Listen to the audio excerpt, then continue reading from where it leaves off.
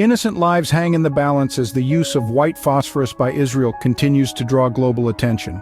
The Israel-Lebanon conflict, a long-standing issue, has been marked by intermittent bouts of violence and ceasefires, but the recent introduction of white phosphorus into this volatile mix has raised eyebrows and concerns worldwide. White phosphorus, a substance known for its ability to cause severe burns and respiratory damage, is not typically employed in warfare due to its controversial nature. The use of such substances is heavily regulated by international conventions, particularly the Geneva Protocol of 1925 and the Chemical Weapons Convention of 1993. These conventions were established to prevent the use of weapons that cause unnecessary harm or suffering.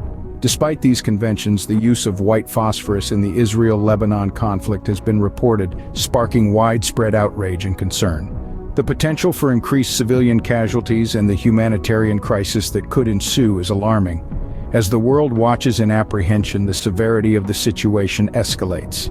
The United States, a key player in global politics, is now deeply concerned. Historically, the U.S.-Israel bond has been strong and unwavering. The United States has often stood by Israel, providing diplomatic support and financial aid. But the recent use of white phosphorus in attacks on Lebanon has sent shockwaves through this relationship. White phosphorus, a substance with devastating effects, has raised questions about the conduct of war. Its use in populated areas is considered a war crime under international law due to its indiscriminate nature and the severe burns it can inflict on civilians. This has put the U.S. in a difficult position. On one hand, there is a long-standing ally involved, and on the other, there are severe humanitarian concerns.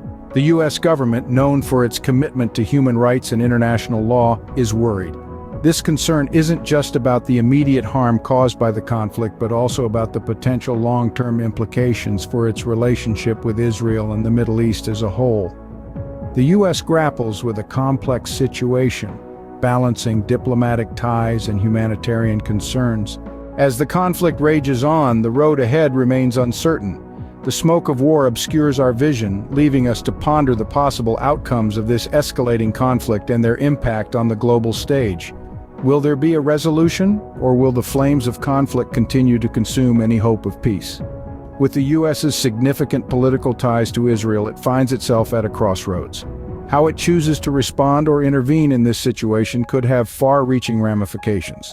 A delicate balance must be struck between diplomatic relations and humanitarian concerns, a task that presents no easy solutions.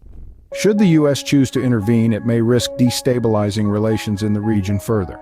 Yet inaction could be seen as a silent endorsement of practices that many view as a violation of international conventions.